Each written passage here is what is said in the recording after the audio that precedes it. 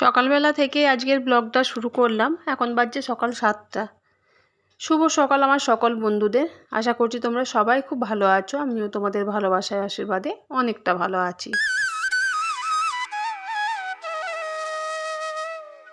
আজকের বার হচ্ছে মঙ্গলবার।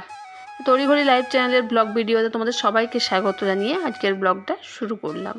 সকাল থেকে উঠে এই যে কাজকর্মগুলো করব তো ঠিকই আছে, সারাদিনটা ভালোই কাটবে, কিন্তু দিনের শেষে এত পরিমাণে ক্লান্তি হয়ে যায় যে আর কিচ্ছু ভালো লাগে না। তো সকালে একরকম আলাদা এনার্জি থাকে আর সন্ধ্যের দিকে আলাদা একরকম, যেমন সে ঝিমিয়ে থাকি, একেবারে কোনো কাজ ভালো লাগে না, কিছু না। মনে হয় এবার একটু যাতে আমি ঠান্ডা মস্তিষ্কে ভালো করে শুয়ে থাকতে পারি বা কিছু নিজের জন্যও কিছু চিন্তা করতে পারি। দেখবে অনেক সময় কি হয় যে যখন শুয়ে থাকো তো তখন যদি চোখ বন্ধ করো তো দেখবে কত পুরনো কথা তোমার মনে পড়ে, কত স্মৃতি মনে পড়ে। তো সেগুলো ভেবে চিন্তেও অনেকটা মনটা হালকা হয়, ভালোও লাগে। তো সারাদিনের ক্লান্তির পর যদি সেই জিনিসটাও করতে পাওয়া যায় তাতেও খুব ভালো হয়। কিন্তু আমাদের বাড়ি এমন যে কোনো কাজই ঠিকমতো করতে পারা যায় না।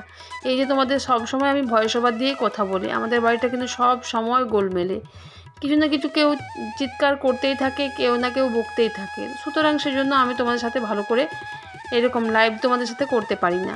তো সেই জন্য আমাকে ভয়েস ওভার দিয়েই কথা বলতে হয়। তো যাই হোক বন্ধুরা, দেখো তোমাদের সাথে কথা বলতে বলতে আমি কিন্তু নিচের কাজটা সম্পূর্ণ সেরে একেবারে উপরে চলে এসেছি। আরও আজকের উপরের অনেকগুলোই কাজ আছে, ভাবছি একটু আজকে ঝাড়া মোছা করব। তো অনেক দিনেই হয় না।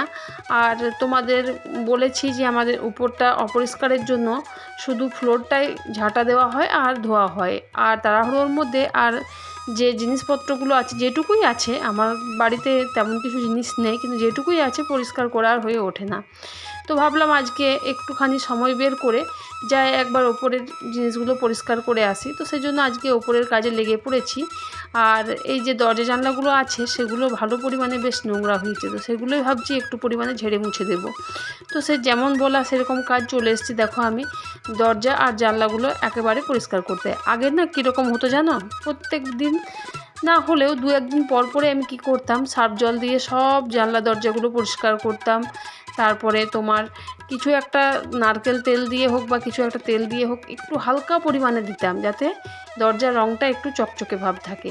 কিন্তু এখন এত পরিমাণে অলস ভাব হয়েছে, আসলে দিনের কাজ করতে করতে এত পরিমাণে বেলা হয়ে যায় যে আর আমি অন্য বাড়তি কোনো কাজ আর করতে পারি না। সংসারের কাজ করতেই সেই অতটা সময়ই চলে যায় আমার। তো আজকে আমি ঠিক করে রেখেছি সংসারের কাজও করব প্লাস এই কাজগুলোও করব, নাহলে তো আমার কাজগুলো করাই হয়ে ওঠে না। আর দেখো কত পরিমাণে নোংরা পড়েছে এগুলোতে।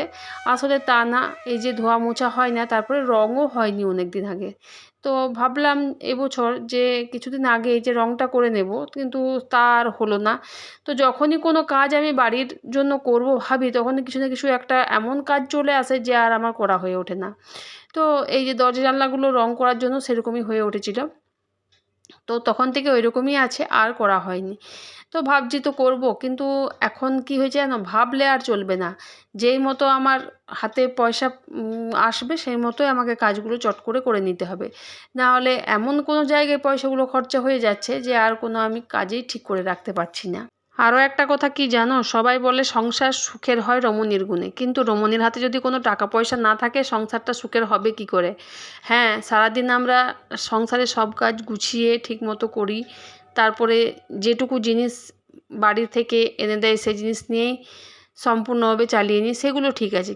কিন্তু বাড়িতে কোনো দুটো জিনিস করতে গেলে যেমন মত দরকার হয় স্ত্রীরও, সেরকম মত দরকার হয় স্বামীরও। স্বামীর মত থাকলে স্ত্রীরা কোনোভাবেই বাড়িতে কোনো জিনিস করতে পারে না। তো সেজন্য কথাগুলো এই জন্যই বললাম যে আমার বাড়িতে দেখতে পাচ্ছ যে ওপরের রুমটাতে খুবই কম জিনিস রাখা আছে। তো এখন কেন হয়ে ওঠে না, আগে তো হয়ে ওঠেনি, বিভিন্ন কারণের জন্য হয়ে ওঠে না, আর এখন হয়ে উঠছে না। আমার ছেলেকে এখন যেহেতু কলেজে ভর্তি করেছি, তো ওর দিকে অনেক খরচা হয়ে যাচ্ছে, সেজন্য আর এখন জিনিসপত্র করে কোনো লাভও নেই। তো আমরা যেটুকু পাইনি সেটুকু যাতে আমার ছেলে পায় সেই চেষ্টাই করে যাই। তো ছেলে যাতে লেখাপড়া শিখে ভালো করে একটা চাকরি করতে পারে, তো সেই চেষ্টাই করে যাই সব সময়। তো দেখি কতদূর কী হয় তোমাদের 5 জনের আশীর্বাদে।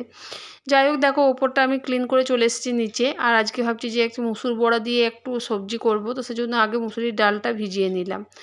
তারপরে এখানে চান টান করে তারপরে ঠাকুরকে জল দিয়ে চলে এসেছি একেবারে চা করতে। ভাবলাম যে আজকে জলখাবার কিচ্ছু করব না, কিন্তু না, তোমাদের দাদাভাই যদি কিছু তোমাদের দাদাভাইকে খেতে না দিই তাহলে ও ওইরকমই থেকে যায়। আর ও মুড়ি খেতে চায় না, অন্য কোনো জিনিস খেতে চায় না, শুধু একটা রুটি দিয়ে চা খাই।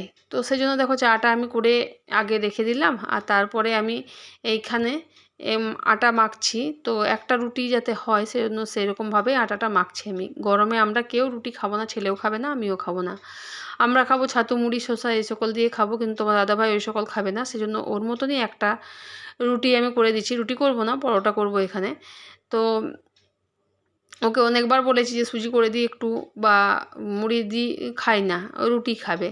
তো আমার ইচ্ছা না থাকলেও আমাকে করতে হয় রুটিটা। আর কোনো দিন আমি মিথ্যা কথা বলে লাভ নেই, আমি বাসি রুটিও রেখে দিই। প্রতিদিন হয়তো পারি না এরকম রুটি করতে, তো সেজন্য 2-1 দিন রেখে দিই। আর প্রায় দিনই, বেশিরভাগই দিনই আমি কিন্তু এরকম রুটি করে দিই। একটা হলেও আমাকে রুটি করতে হয়। আর আমার কি মনে হয় বলো তো, আমাকে যদি কেউ ভাত বলে 3-4 বার করে দিতে, ভাতটা আমি করে দিতে পারবো, কিন্তু রুটিটা করতে প্রচণ্ড পরিমাণে বিরক্ত। এত বিরক্ত ভাব রুটি করতে, বাবারে! আমার তো ভালোই লাগে না রুটি করতে, কিন্তু কি করব, রুটি তাও আমাকে দুবেলাই রুটি করতে হয়। ওই যে ভালো লাগে না বললাম, তো ভালো লাগে না বললাম বলেই ওই জন্যই হয়তো আমাকে দুবেলাই রুটি করতে হয়। তো ভাত করতে একবার চাপিয়ে দাও, তারপর তুমি বসে থাকো, ঠিক আছে, কিন্তু রুটিটার একবার আটাটা মাখো, তারপর বেলো, তারপরে আবার সেঁকো, তো অনেক ঝামেলা রুটি করা, সেজন্য রুটি করতে আমার ভালোই লাগে না। আর এই গরমটায় তো রুটি খেতেও ভালো লাগে না, রুটি করতেও ভালো লাগে না, কিন্তু করতে হয় আমাকে। কিন্তু রাতের দিকে তোমাদের দাদাভাই রুটি খায় না, রাতের দিকে কিন্তু ভাত খায় এই গরমে, ভাত ওর জন্য রেখে দিতে হয়। আর এই সকালের দিকে একটা রুটি আর চাও কিন্তু খায়। তো যাই হোক, ঝটপট করে আমার পরোটাটা হয়ে গেছে। আর এখানে একটু পরিমাণে তেল দিয়ে নিচ্ছি, বেশি তেল দেবো না গরমের জন্য। তো যেটুকুই দেবো ভালোই দেবো, যাতে পরোটা করা হয় সেজন্য সেরকমই দেবো। তো পরোটাটা করে এবারে আমি রান্নার দিকে যাব। আর রান্নাতে দেখি কি করি আজকে, কারণ রান্নার সবজি তেমন কিছু আজকে ছিল না, ওই জন্যই মুসুরির ডাল ভেজানো। তো দেখি কি করি, আর সবজি এখন একটু পরে আসবে, তো সেটা সবজিটা নেব। তো আজকে যা আছে ওই করে দিই। আর বেলা অনেকটাই হয়েছে আজকে, ওই যে ওপরের কাজ গোছাতে গেলাম সেজন্যই এত পরিমাণে বেলা হয়ে গেল। তো যাই হোক, বেলা হলেও কোনো করার নেই, কারণ আমাকে ওপরটা পরিষ্কার করতেই হতো একদিন। তো ডালটা দেখলাম যে অনেকক্ষণ আগেই ভিজিয়ে রেখেছিলাম, ভিজে গেছে, তো ডালটা একেবারে মিক্সিতে পেস্ট করে নিচ্ছি। আর তাড়াতাড়ি রান্নাটা সেরে নেব, কারণ রোদটা প্রচণ্ড পরিমাণে উঠছে। আর কিছু আমার কড়াই আর সসপ্যানটা আছে মাজবার জন্য, সেটা এখন যেয়ে মাজতে হবে, কারণ বিকেল দিক করে আর রাখবো না। বিকেলের দিকেও বলছি তো, কাজ করতে একদম ভালো লাগে না, সেজন্য ভাবছি যে রান্নাটা করে নিয়ে একেবারে ওগুলো মাজা ঘষা করে নেব। আর তোমরা তো দেখেছো এখন আমাদের বাড়ির দিকে প্রচণ্ড পরিমাণে রোদ হয়ে গেছে, আর ওই রোদে বসে এখন আমাকে ঘষা মাজা করতে হবে, সেজন্য ভাবছি রান্নাটা এবার তাড়াতাড়ি করে নিই, কারণ নিজের কাজ নিজেকেই তো গুছিয়ে করতে হবে। আর ঠিকমতো টাইম টেবিল সাজিয়ে রাখলে দেখবে কোনো কাজই কাজ মনে হয় না, ঠিক কাজগুলো হয়ে যায়। তো আমি এইভাবেই প্রতিদিন আমার কাজগুলো গুছিয়ে করার চেষ্টা করি। তো যাই হোক, সত্যি কথা বলতে গেলে কি, যে আমার কাজগুলো করতে ওই জন্য বেশি কিছু কষ্টও হয় না, কারণ কাজগুলো আমি ঠিকমতো গুছিয়ে করি। যে কোন কাজটার পর কোন কাজটা করব সেটা একেবারে আমার মাথাতে আমি সেট করে নিই, তারপরে কাজগুলো আমি করি। তো সেজন্য আমার কোনো কাজের এখন অসুবিধা হয় না, হয়তো কষ্ট হয় করতে, কিন্তু অসুবিধা হয় না।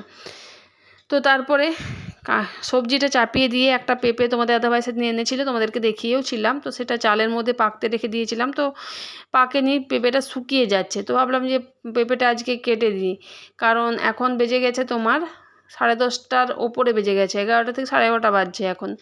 তো সেজন্য পেঁপেটা কেটে, মাও বললো যে চান করে এসে শুধু মুখে রইতে ভালো লাগে না, তো সেজন্য মাকেও দিয়ে দিয়েছি, তোমাদের দাদাভাইকেও দিয়েছি। ছেলে কিন্তু খায়নি, ছেলে পেঁপে খায় না। আর আমি খেয়েছি, 1 পিস খেয়েছি, কিন্তু পেঁপেটা মিষ্টিও ছিল ভালো। তো তোমাদেরকে বললাম সবজি নেব, তো সবজি দিতে চলে এসেছি। আর এখানে সবজি বিশেষ কিছু তেমন আজকে নিলাম না, কুমড়ো নিয়েছি, তোমাদের দাদাভাইয়ের ফেভারিট, একবারেই পছন্দ। এখানে নিয়ে নিয়েছি শসা। আর চলো কী নিয়েছি তোমাদেরকে দেখাবো, থলিতে রাখা আছে। তো বাড়িতে এসে সব সবজিগুলো ঢেলে নিচ্ছি।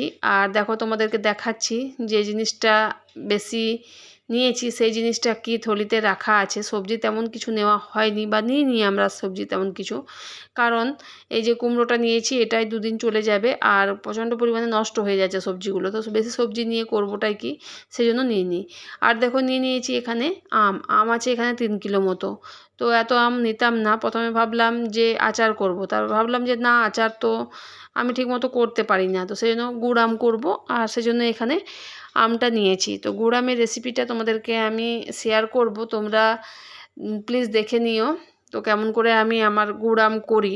তো বন্ধুরা, আজকের ভিডিওটা আমি এখানেই শেষ করছি। দেখা হচ্ছে নেক্সট ডে নেক্সট ব্লগে। ততক্ষণে তোমরা ভালো থেকো, সুস্থ থেকো, আর এভাবেই দেখতে থেকো আমার সাথে আমার ব্লগ তড়িঘড়ি লাইফ।